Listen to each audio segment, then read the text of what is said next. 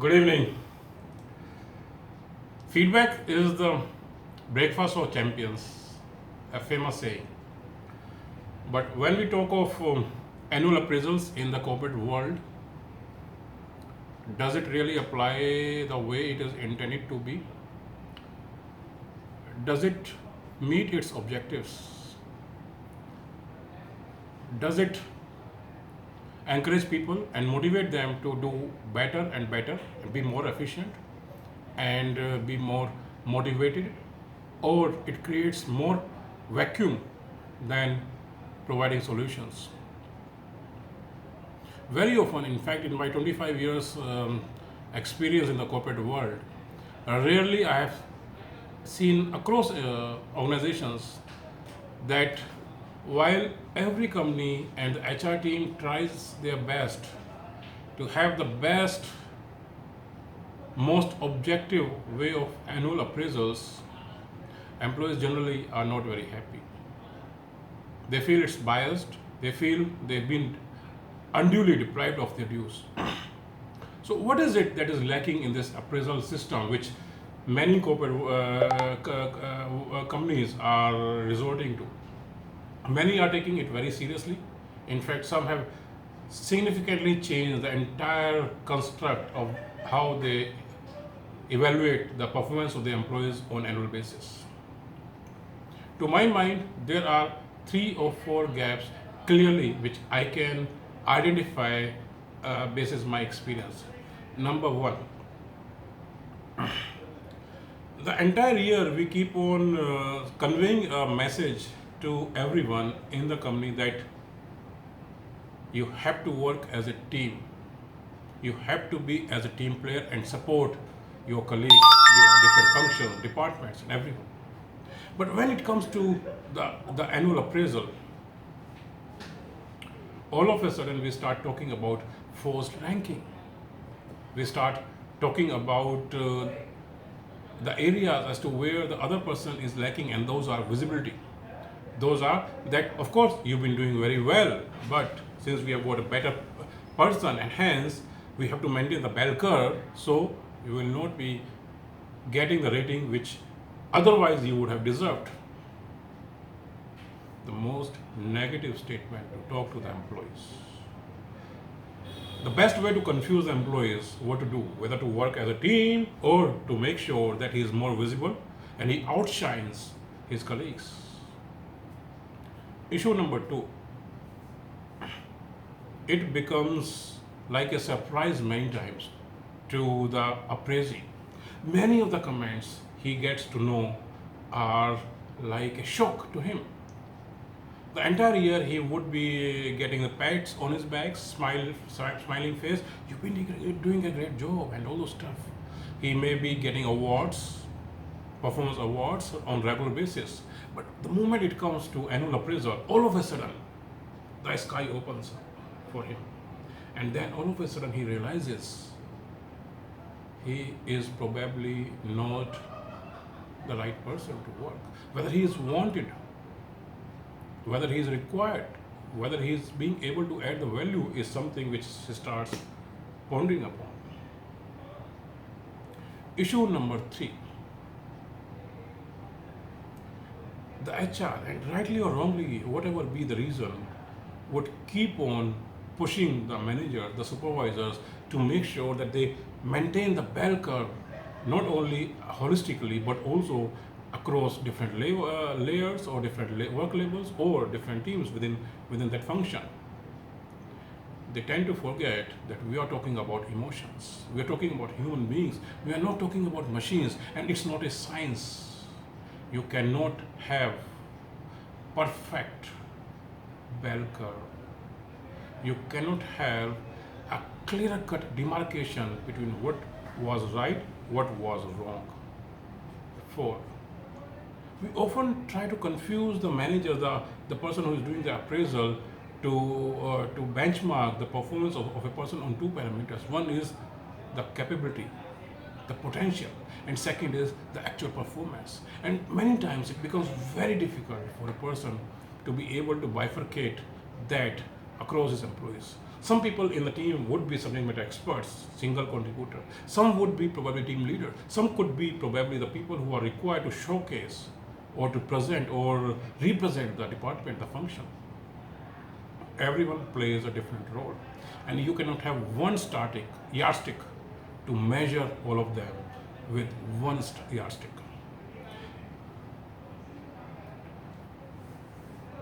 And last but not least, we forget to measure as to how the appraisal system is working. What is the impact on the employees as a whole? I think that is the first thing which everyone needs to keep in mind. Before framing an appraisal system, the HR needs to identify which are the potential demotivated employees post appraisal. Can we afford to keep them the way they are?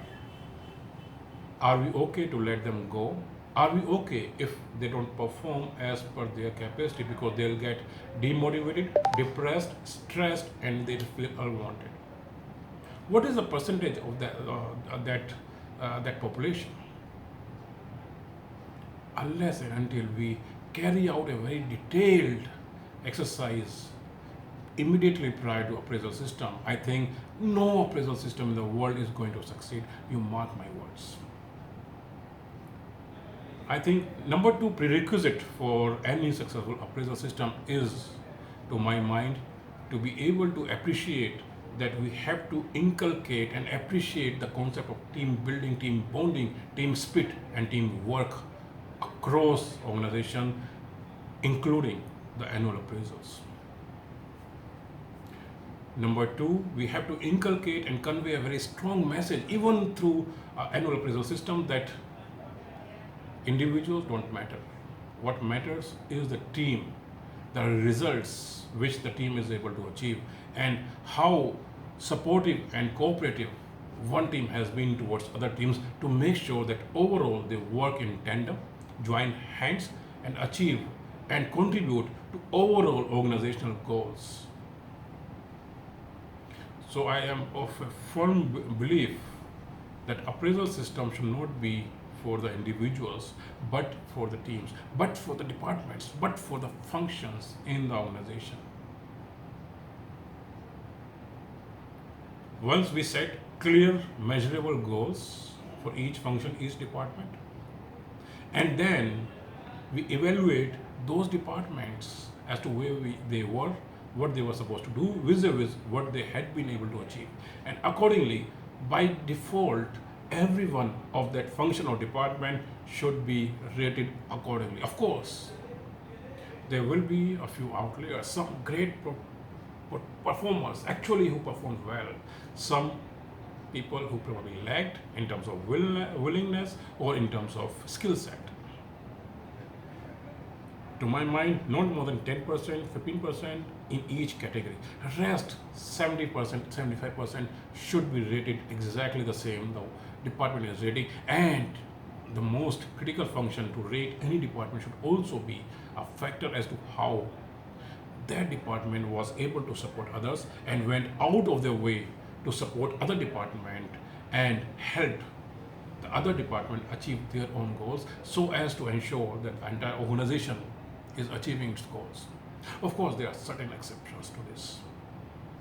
The QC, quality control department, the internal audit department, the compliance department, the internal audit, and all those, those people who are by design supposed to verify and check other functions' work, should be an exception of this interdepartmental cooperation spirit. You cannot question an internal auditor to go out of their way and not to report the deficiencies which they would have observed in other departments while carrying out audits. In fact, that could be fatal. These departments who are supposed to verify and are supposed to have other departments under check should have clearly defined objectives that a single surprise would ruin the department's performance completely. no tolerance, zero tolerance, Six Sigma, whatever way you call it. So we should have different yardsticks for these departments vis-a-vis others. And then how to reward great potential people? Of course, by way of giving differential bonus, differential increments, ESOPs, different trajectory for vertical promotions and all those stuff. Yeah, and rewards and recognitions, and giving them more visibility, or probably giving them more sophisticated or detailed training, a separate training inside. There are multiple differentiators as to which can be used to motivate those great, energetic, and high potential, performance oriented people within the organization. And last but not least, once the appraisal is done, immediately there should be a survey which would identify if this appraisal system worked or not. If not, what are the better ways to make it better, make it more friendly.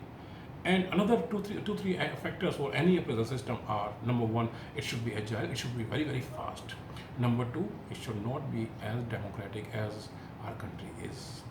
The moment we try to get the consensus during appraisal process, it becomes very tough for the employees, for the manager, and it often tends to have non-value add, lengthy discussions with no results. In fact, we should expect our managers and supervisors and leaders to be on top of everything. And they should not be required to hear from the employees before giving ratings or before judging them. And one of the benchmark for each manager, supervisor, and leader should be that the feedback which they are giving to the employee should not be the one which would have come as a surprise at 11th hour, at that very moment only.